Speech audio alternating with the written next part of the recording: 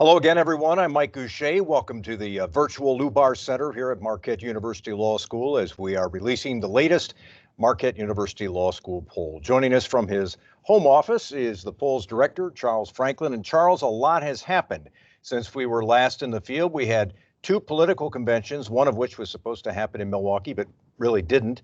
And then we had the events in Kenosha. And so a lot has transpired since we were last out there. When specifically were we in the field for this poll? Yeah, those real world events keep coming at us.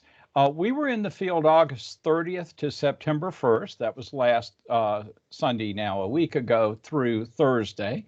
The Labor Day holiday weekend kind of discombobulated our schedule a little bit. The sample size is 802 registered voters, margin of error of 4. And 688 likely voters, margin of error of 4.3. We talked to about 65% by cell phone, about 35% on landline, and our party balance is very close to the long run average. This time it's 44% Republican, 45% Democratic, and 8% independents who don't lean to either party. If you take the leaners out of that, then it becomes 30 points Republican, 28 Democratic, and 41% independent. So the leaners made a little bit of a shift, but it's a very small shift. And our long-term averages are 45, 45, and 30 Republican, 29 Democratic. So we're very, very close to the usual. Well, let's get right to the presidential contest, Charles, and look at how things have changed or have not changed since our poll a month ago. Despite all those real-world events, there's very little change in this poll. A month ago, it was 49% for Biden, 44% for Trump, 5% Biden margin there. This month, it's 47 Biden, 43 for Trump, a 4-point margin. Also, this time, for the first time, we added the Libertarian candidate, Jo Jorgensen, to the question explicitly. We've always accepted if people said someone else, but now we're offering her as a real option. And she gets 4% of the vote among likely voters this time. And that seems like a big number, but we should point out, I think Gary Johnson got just under 4%, 3.6% in 2016. I think it remains to be seen where her vote goes. In 2016, as you say, both the Libertarian and actually the Green Party candidate got a pretty significant share of the vote, about 4 and 1% plus some fractions. So, this was a significant amount of vote in 2016. Often we see a tightening of the race, and the third party vote tends to go down if the presidential race looks close. We'll just watch that from now through October, and we'll see what the path of the Libertarian vote is, just as we'll be watching what the Democratic and Republican votes do. And for now, we should say that there is no Green Party candidate on the ballot at this time, and there is no Kanye West on the ballot at this time. That's right. And in fact, that's why we've now added the Libertarian, is that she has now been officially added to the ballot. And unless legal things intervene, we will continue to ask who's on the ballot. We've got a couple of big issues that sort of overshadow all of these election events. One of them, obviously, is the COVID pandemic. And then the other one, Charles, is the protests that have followed the George Floyd killing in Minneapolis and have continued throughout much of the summer. And so I want to get a sense of some of the numbers in that area. So let's begin with the views of the protests that were undertaken to show objections to police killings of Black men, largely, Black women too. This is the question we started asking in June when the protests first began.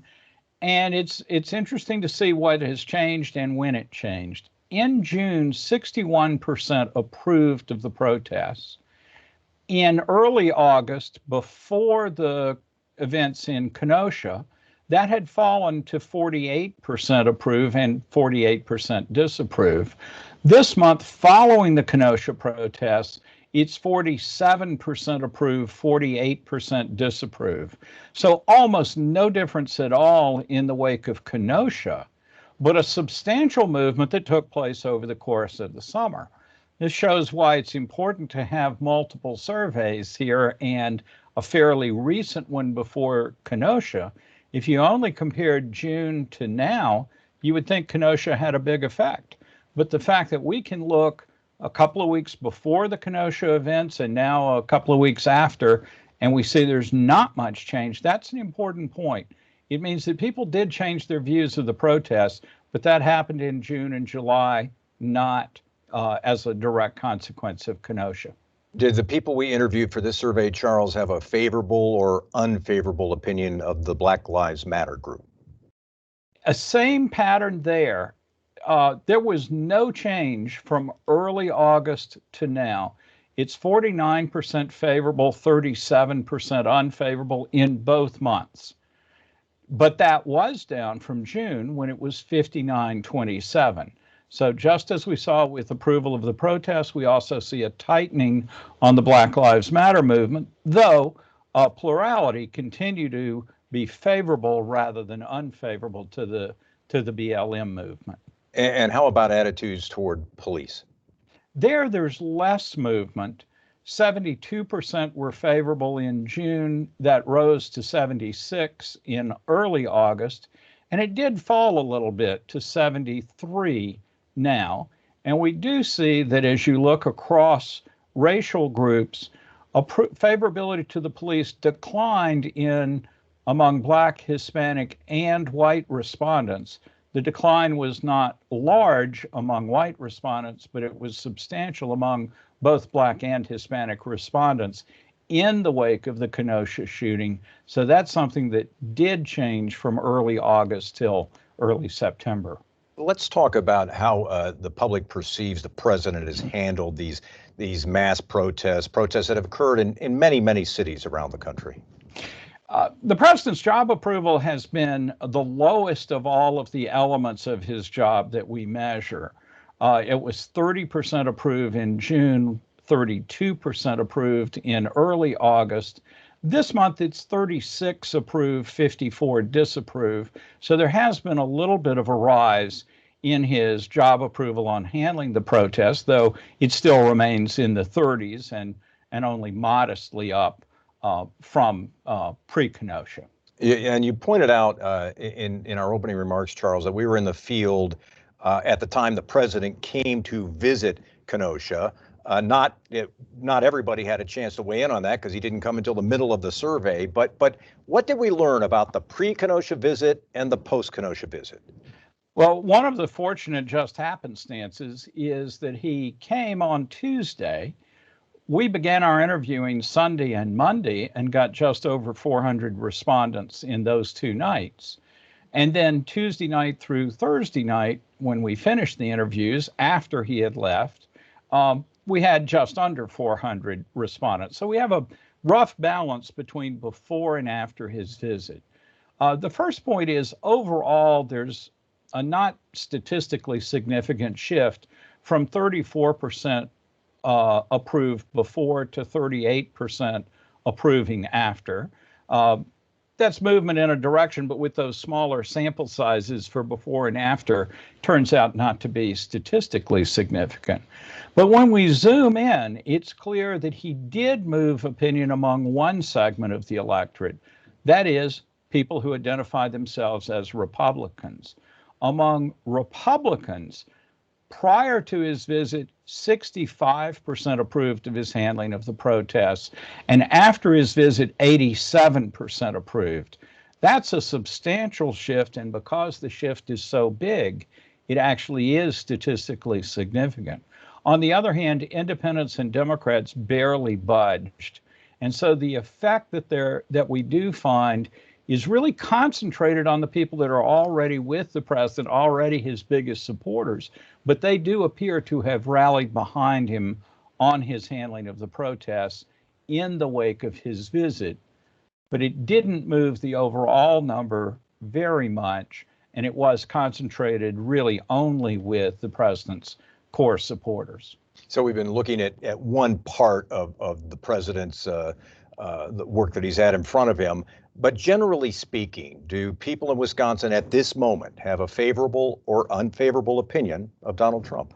Well, he's a bit underwater in pure favorability. 42% are favorable, 54% are unfavorable. It was 42-55 last month. So not much change. This is one of those things that we talked about with the conventions. Would they boost the candidate's favorability? And 42 both months doesn't look like much of an effect. With Joe Biden, it's 45-47 now, was 43-48 before the convention. So again, barely a couple of points of movement. I think our bottom line here is that while in some conventions we've seen substantial post-convention bounces, this year, not very much. Don't know if that's because of the new format or the fact that the two were right next to each other or for some other reason. But I think the bottom line is we don't see a convention bounce for either candidate in this key measure of favorability. We also looked at the vice presidential candidates in this month's survey. This is our first time with Kamala Harris on the questionnaire since she was nominated for vice president. But we had asked about her last year when she was still running for president. She has a 38% favorable, 37% unfavorable, but a rather large 24% say they don't know enough to have an opinion.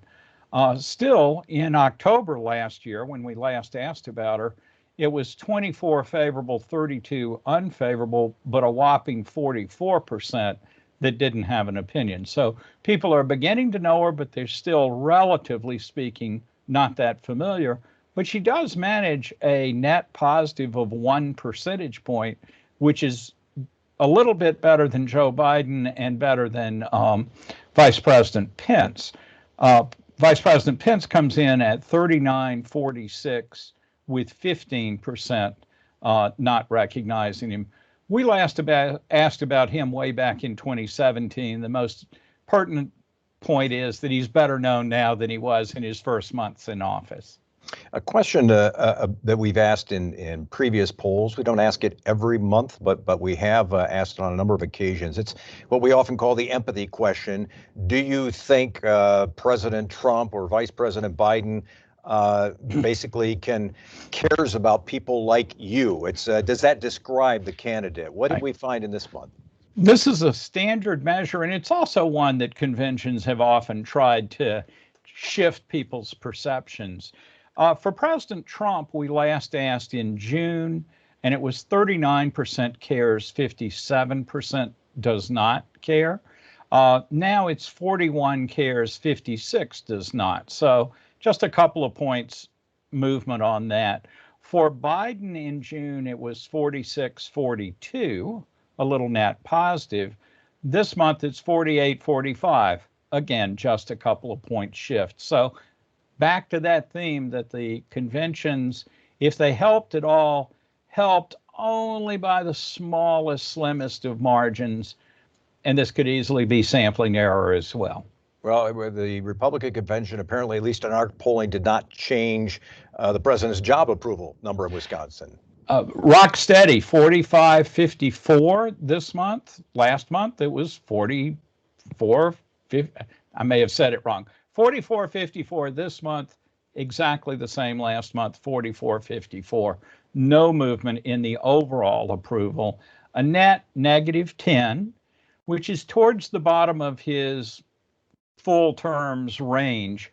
The lowest we've ever measured him is -12, and the highest we've ever measured is a dead even tie, equal approval and disapproval at 48-48. But again, we do see his area of strength, at least in our polling, pretty consistently has been his handling of the economy. It has been a strength throughout his term. It's still a strength. Last month, 51% approval. This month, 52% approval. Again, just the slimmest of difference there. He had been higher in the 50s before the spring when the coronavirus and then the economic slowdown occurred. How about his handling of the pandemic, Charles? Any changes in the way people feel about that? Very little. He's at 41% approve, 56% disapprove this month. It was 40-58 last month. In March, at the end of March, he was at his high water mark of 51% approve. That fell to 44 in May and June, and then, as I say, 40 last month and 41 this month. So not much movement at all on that in the last 3 months, really. We've been talking about the president. Let's talk for a moment about Wisconsin's governor, Tony Evers' job approval ratings in this survey. Here's their more a substantial shift. Last month, he was at a pretty robust 57% approve to 37 disapprove. But this month, it's 51-43. So a pretty noticeable drop. That level of approval is where he was in January and February before the COVID epidemic hit. And his numbers, both in handling COVID and overall job approval, soared through March and May and June. We even saw them tick up a little bit last month, right in the wake of his mask mandate, which was widely popular in our survey. But this month they've ticked down. Now, we don't have anything to tell us specifically if that's because of events surrounding Kenosha or other things, but between early August and now, his job approval rating has fallen by a fairly substantial 6% on overall approval. Have we seen that downward move, Charles, in the way people think he's handled the coronavirus pandemic? It's gone down, but not quite as much. It was 61% approval last month. It's 57% approval now. So that went down by 4 points, but overall approval went down by 6. So it looks like the overall is a little bit more of a drop than for the handling the coronavirus, though inside the margin of error differences between those two. Let's talk a little bit more about the virus. How do people feel about it today? Are they still worried that they're going to get this virus? Well, we saw a bump up last month at a time when cases were rising in Wisconsin. Back in June, 19% were very worried, but in early August, that had spiked up to 27% very worried. This month, though, as cases have fallen in the state, that percent very worried is back down to 21%. So not quite as low as it was in June, but down. The other thing we saw is the opposite end of the scale. The people who say they're not at all worried had dropped from 24 to 19 from June to August, and it has stayed at 19 now. So those completely unconcerned haven't gone back up to where they were early in the summer, but those very worried have come down a little bit.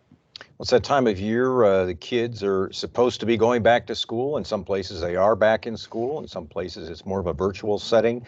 How comfortable are the people of Wisconsin with the notion of students returning to school? There we've seen only modest change overall. 43% say they're comfortable, 51 uncomfortable. Last month, it was a little bit more comfort, 45 to 48. But where we see a big change is among parents, people who have school-age children. In August, 53% of those parents were comfortable, 45 uncomfortable. But this month, those have reversed, 44% comfortable, 54 uncomfortable. The people without children haven't changed their views at all over the month. So all of the shift we see here is from parents with school-age children.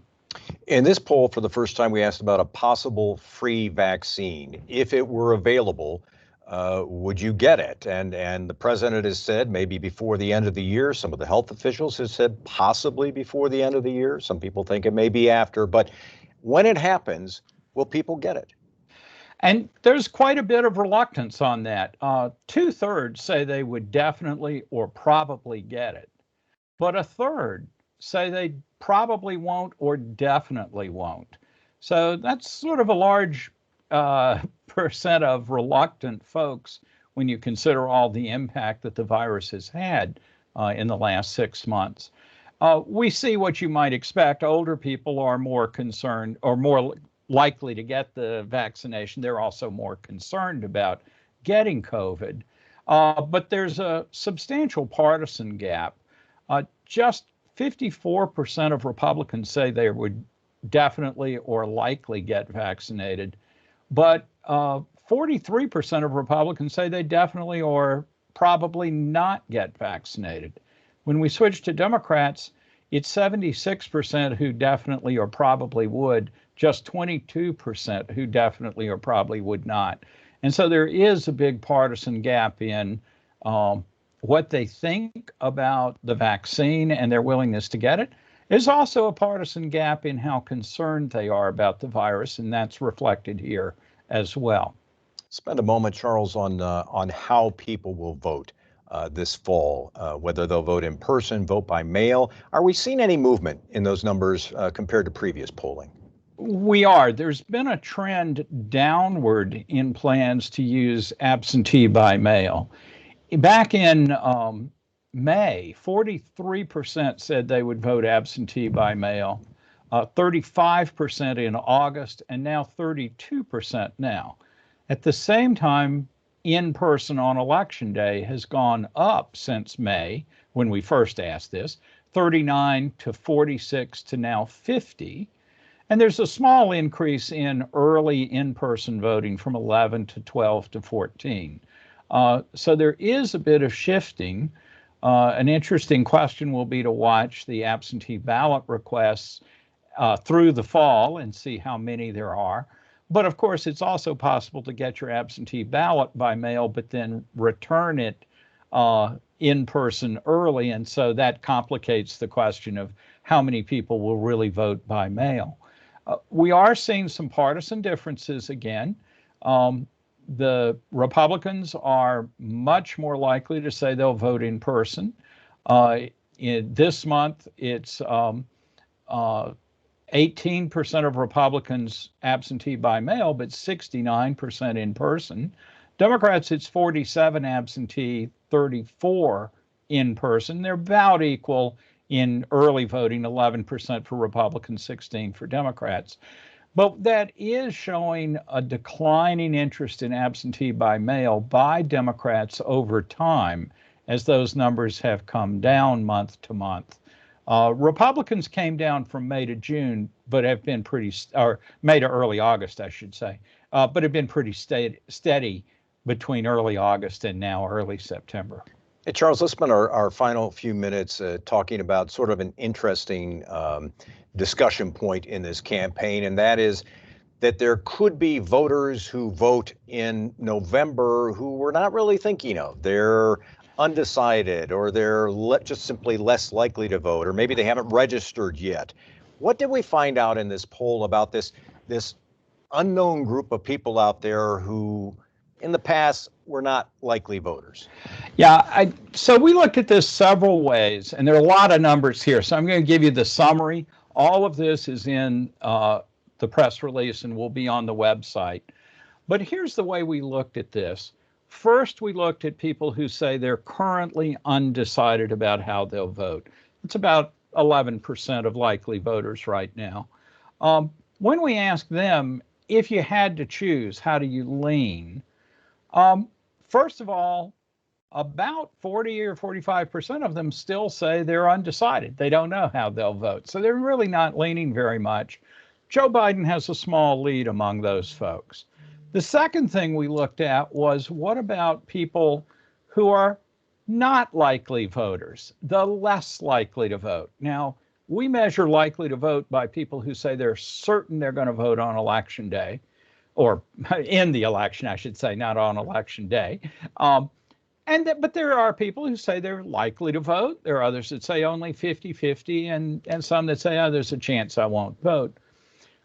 Again, we see Biden leading with those less than certain but still likely.